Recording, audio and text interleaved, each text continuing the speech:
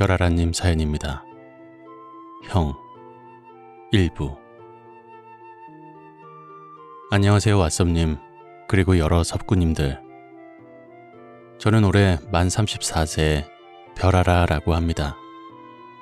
저에게는 2살 위의 연상의 아내와 현재 초등학교 5학년의 아들, 이제 초등학교 1학년이 되는 딸, 만 4세로 이제 유치원에 입학하는 막내 아들을 두고 있습니다.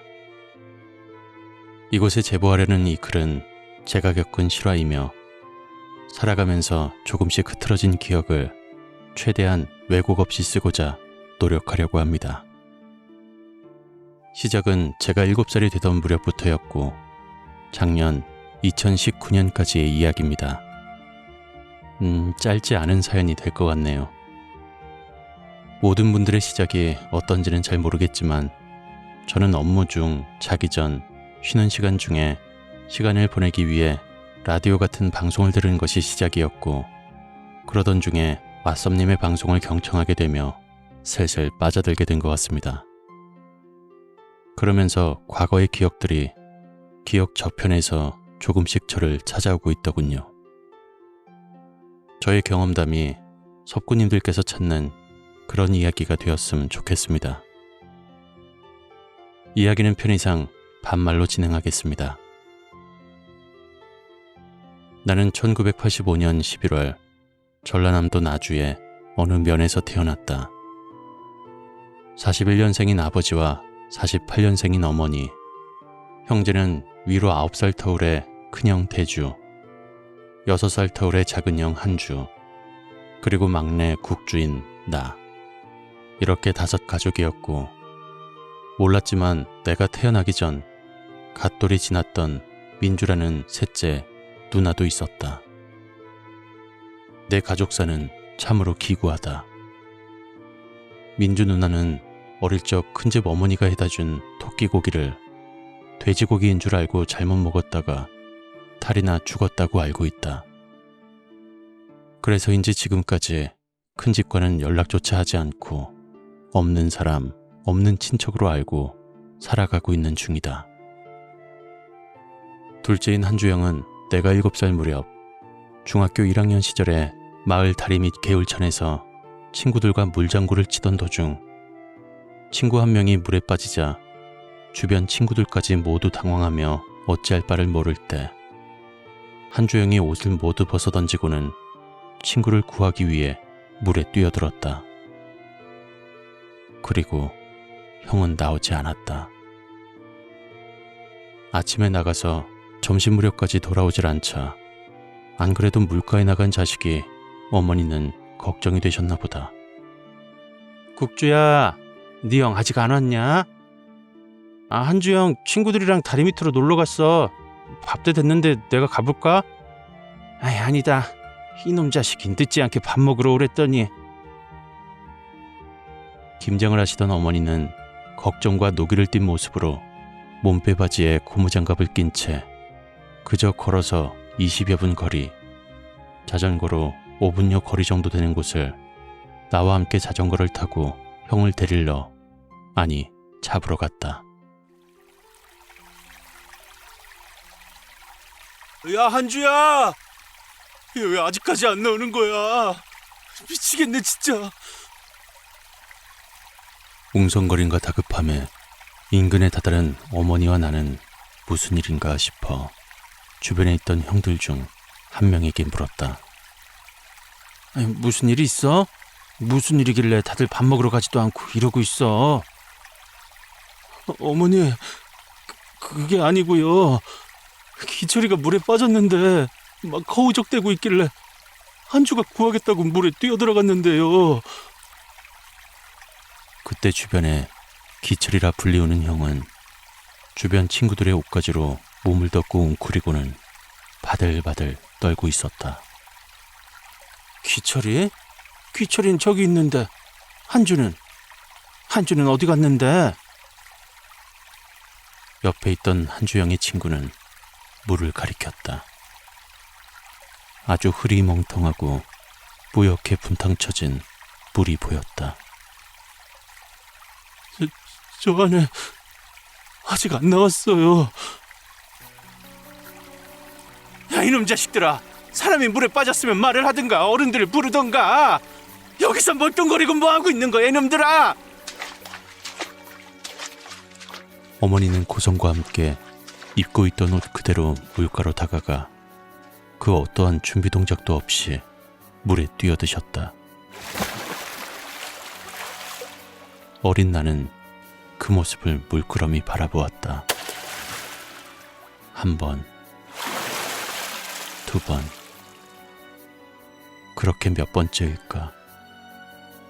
물속에 머리를 들었다 내놓기를 수십 번은 반복되었던 것 같다. 어머니는 점점 더 미친 사람처럼 표정이 변해갔다. 아니, 그 얼굴은 뭐라고 형용할 수가 없었다. 어린 나이 때였지만 무서웠던 얼굴로 기억 한편에 남아있는데 그것은 울고 있는 얼굴이 분명했다.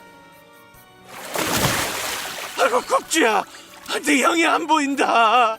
얼른 마을 이장한테 방송 좀 하라고 해. 얼른! 나는 어머니의 그 말을 듣고 어린이용 자전거를 타고 미친 듯이 마을 이장네 댁으로 갔다. 이장님, 아재! 어? 뭐야? 이 조그만 놈이 우렁차기도 하네. 이장님, 한주 형이 다리 밑에 빠져서 여태 못 나오고 있어요. 저희 어머니께서 찾고 계시는데 얼른 이장님한테 방송해달라고 하셔서 왔어요. 한주가? 이런... 다급함 어린 나의 말과 짧은 내용이었지만 큰일이 났다는 것을 인지한 동네 이장님께서 마을 동네 방송으로 청년단, 아니 마을의 모든 사람들을 불러들였다. 안내방송드립니다. 구판장 대주댁에 큰일이 났습니다. 모두 동네 다리 밑으로 얼른 모이시길 바랍니다. 이 동네 청년단은 하던 거 다 내려놓고 얼른 마을 다리로 모이고. 마을 방송이 나가고 얼마 되지 않아 나는 이장님의 화물차를 타고 동네 다리로 가게 되었다. 그 짧은 시간에 손바닥만한 동네 주민들은 대부분 모인 듯 보였다. 그들도 모두 서둘러 물가를 뒤지고 헤엄에 익숙한 사람들은 몸에 줄을 대고 물에 뛰어들었다. 그렇게 3시간쯤 지났을까. 모두들 형을 찾고자 했지만 사실 그 다리 밑은 최근 어떠한 공사였는지 모르겠지만 굴삭기로 냇가 중 일부분을 파놓은 상태였고 그로 인해 물구덩이가 깊어지자 그곳에서 헤엄치던 아이들이 많아지던 추세였다. 하지만 이런 사고가 날 줄이야. 아이고, 이러다 대주댁도 잡겠네. 청년들 뭐하고 있나? 대주댁 아주머니 얼른 꺼내드려. 이러다 애 엄마까지 잡겠어. 사람들은 몇 시간 동안 미친 듯이 물속을 오르내리며 형을 찾고 있던 어머니를 꺼내려 했다. 아이고, 내 새끼 찾아야지. 내 새끼. 아이고, 너란 말이야. 어머니는 이성의 끈을 놓은 듯 보였고 마을 청년들은 그런 어머니의 양팔을 잡아 꺼내려고 했다. 하지만 자식을 찾고자 하는 부모의 초인적인 힘이었던 것일까. 너댓 명이 달라붙어 물에서 꺼내려고 했지만 상식적으로 물에 떠있는 사람을 끌면 끌어질 텐데 꿈쩍도 하지 않아 사람들이 한참 애를 먹었다. 아이고, 대주댁 119도 불렀고 경찰도 불렀으니까 이제 그만해. 이놈들아, 내 새끼가 아직 저기 있다고. 이놈들아, 아이고, 내 새끼가 저기 있다고.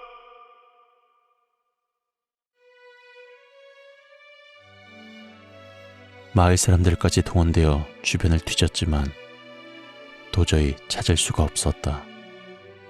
게다가 물까지 뿌옇게 되어 있는 상태였는데 마을 사람들이 수색한다고 달려들자 더더욱 뿌옇게 변해 도저히 육안으로도 막대기 같은 걸로 찔러서도 감이 잡히지 않았다.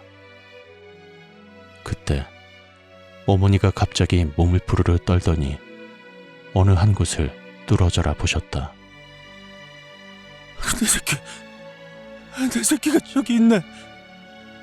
안주야, 거기 있어라. 애미가 갈 테니까 거기 있어.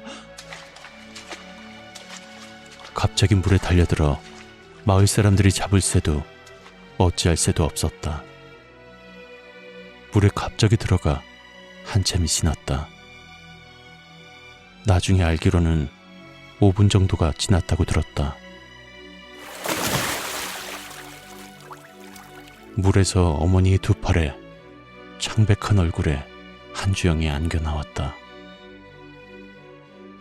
어머니는 형을 찾아 물에서 꺼낸 뒤 심장을 주먹으로 치고 입에 바람을 넣으며 살리려고 노력하셨다. 모두들 안다. 이미 이 세상 사람이 아닌 것을. 하지만 어찌 내 자식을 포기하겠는가. 저승으로 갔다면 이승으로 멱을 잡아서라도 끌고 오고자 하였을 것이다. 몇 번이고 몇십 번이고 반복되었다. 주먹으로 가슴을 치고 누르고 입에 바람을 넣고 뺨을 치며 욕도 해보았지만 어머니도 알고 계셨다. 이미 이 세상 사람이 아닌 것을 말이다. 이성으로는 분명히 아셨겠지만 어머니는 이성만으로 움직일 수 있는 존재가 아니다. 분명히 기적을 바라셨을 것이지만 애석하게도 우리에게 기적은 없었다. 물가에 빠져 죽었던 탓일까? 아직도 형의 장래 모습이 기억에서 사라지질 않는다. 흰 붕대로 몸을 칭칭 감고 평소에 좋아하던 건빵 한 봉지를 관 속에 넣어주곤 그 위로 손에 10,000원짜리 돈을 쥐어주며 가는 길에 맛난 거 사 먹으라고 속삭이던 어머니. 공판장 일을 뒤늦게 마치고 도착해 자식의 관 앞에서 온몸을 뒹구르며 얼마나 열불이 나고 미치겠던지 옷까지 다 벗어던지며 오열하던 아버지. 평소에 티격태격했지만 그래도 맏형으로서 동생들을 아버지와 같은 위치에서 돌봐주던 그냥의 짜증 섞인 듯하며 펄쩍 뛰는 것 같이 슬퍼하던 그 모습이 아직도 머릿속에서 지워지지 않는다. 어린 나는 그게 슬프다기보다 낯설었다. 국주야, 한주영이 먼저 갔어. 형한테 잘 가라고 인사하거라. 울먹이는 어머니. 얼마나 입술을 잘근잘근 깨물었는지 온 입술이 피투성이인 채로 말씀하셨다. 형, 잘 가. 다음에도 내 형으로 또 와야 돼. 형, 사랑해. 그렇게 말하며 나는 관 속에 있는 형을 한참 동안 꼭 끌어안았다. 그런 나를 그 누구도 말리지 않았다. 후에 알게 된 사실로는 그 물가에서 형은 물에 들어가지 않고 주변 냇가에서 돌을 들춰 가재나 다슬기를 잡으며 시간을 보내고 있을 때 친구 몇이 굴삭기로 파여진 냇가 주변을 보고 수영장이 생겼다며 좋다고 헤엄쳐 들어간 것이었다.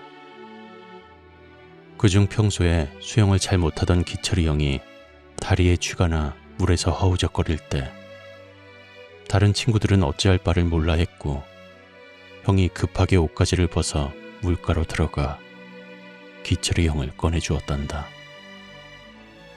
하지만 너무 놀라고 당황해서일까? 형은 물 안에서 친구를 물가로 밀고 있었고 물가에 있던 친구들은 그런 기철이 형을 뒤에서 잡아 끌고 있을 때 너무 놀랐던 기철이 형이 발버둥을 치며 그만 한주영의 머리를 차버린 것이었다. 그렇게 형은 물에서 나오지 못했다. 그리고 어머니가 갑자기 형이 있던 위치를 바라보고 소리치며 가셨을 때 형은 물속에서 눈을 감고 손을 곱게 아래로 내린 상태로 무엇인가에 고정이 된 듯 흐르는 물속에서 가만히 떠 있었다고 어머니가 말씀해 주셨다. 혼은 갔어도 육신이라도 애미 곁으로 오고 싶었던 것일까? 이 내용은 그 당시 지역 신문에서 친구를 구하다 대신 죽은 선량하고 용감한 친구라는 내용으로 신문에 나왔던 것으로 기억한다.